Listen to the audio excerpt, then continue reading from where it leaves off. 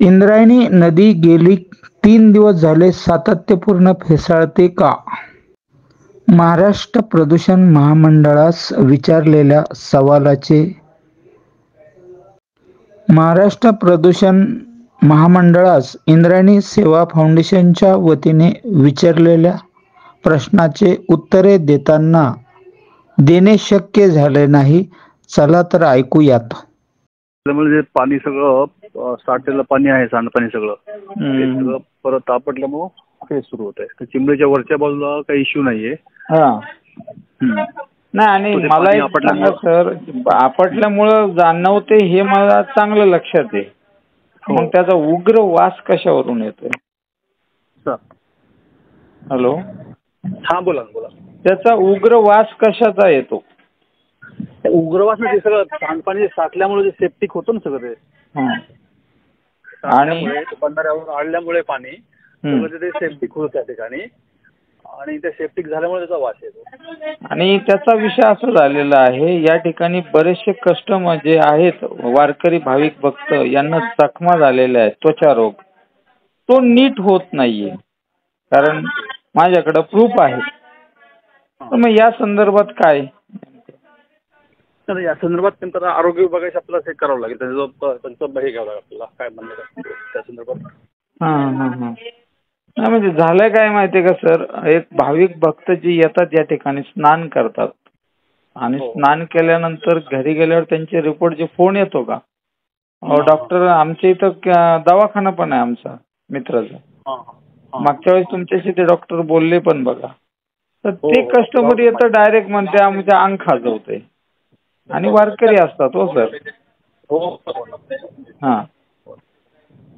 Hello, हा बोला ना, बोला. आहे. मग याच्यावर नेमकं कारवाई काय आहे मला हे म्हणायचं आहे. प्रदूषण मंडळाची जी काही कारवाई असती ती संत गतीने 7-10 वर्ष झाले नुसता चलाऊ आणि दिखाऊ वृत्ती आहे, ही कधी बंद होणार आहे? नाही नाही नाही, तसं नाहीये त्याच्यात. मग कृती काय आहे ती दाखवा ना मला साहेब. किंवा तुम्ही कृती केली आणि या ठिकाणी बदल झाला तर मी तुमचं हत्तीवर मिरवणूक काढून साखर वाटेल सर.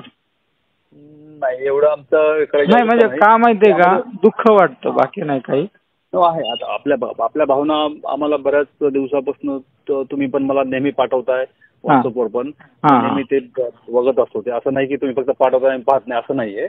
तुमच्या प्रत्येक वेळेस तुमचे पेपर कटिंग वगैरे ते सर्व वाचत असतो. तुमच्या भावना समजतात आम्हाला. पण मग भावनांशी तुम्ही खेळताय ना सर, कितीतरी वर्ष झाले आमच्या भावनांशी खेळताय. तुम्ही ऐकून घ्या. बरं घ्या, सांगा, ऐकतो मी, बोला. चला, आमची अडचण सांगतो मला. आमची अडचण काय सांग, आमची अडचण काय आहे की आता हा जो सगळा प्रकार आहे तो सांडपाण्याचा प्रकार आहे. कुठून येतो? ज्या काही नगरपालिका आहेत, नगर परिषद, त्यांच्या हद्दीमधनं येणार. नगरपालिकेच्या हद्दीमधनं येणार आहे सांडपाण्यावर तुरंत मी काही करू शकणार नाही, तुम्ही काही करू शकणार नाही. म्हणजे आज झाला आणि उद्या होईल असं ते काही बंद होणार प्रकार आहे का?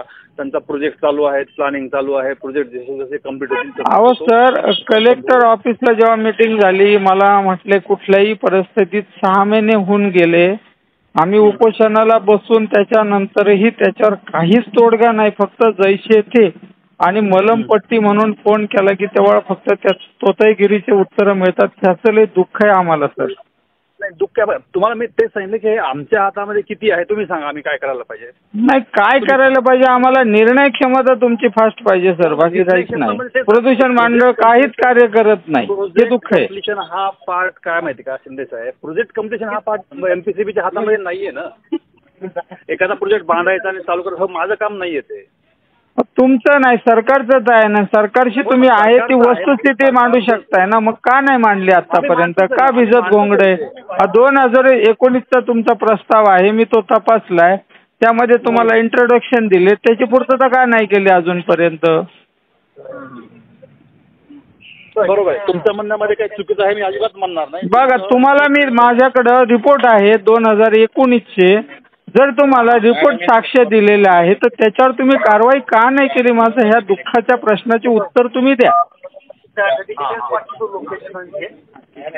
म्हणजे तुम्ही लोकांच्या जीवाशी खेळताय का नाही? उद्या काही आघात झाला, काही घटना घडली, याला जबाबदार मग कॅन्सरच्या हॉस्पिटल इथं जे पहिले काही चालत नव्हते. आज या ठिकाणी लाखो तिथं गर्दी असते. 6-6 महिने वेटिंग आहे कॅन्सरच्या दवाखान्यात. चालेल फोन करा की सोबत जाऊ.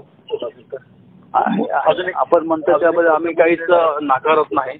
त्यांची एक फॅमिली तुम्ही आणि मी आता याच्यावर जी काही प्रक्रिया व्हायला पाहिजे, प्रशासकीय प्रक्रिया व्हायला पाहिजे ती चालूच आहे. आता बैठका हो सर, आम्ही नुसता ऐकतोय.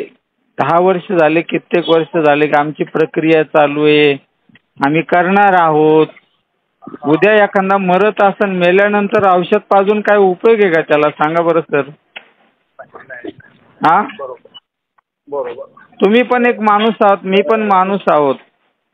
या माणसाची कोणाला तरी कदर आहे का नाही, मला हा प्रश्न पडला हो सर. जो तो येतोय नुसतं त्या जलपर्णीच्या नावावर टेंडर काढतात, नद्याच्या नावावर टेंडर काढतात. त्याची आकडेवारी जीवापार मोठी आहे, पण कृती मात्र एकदम शून्य आहे.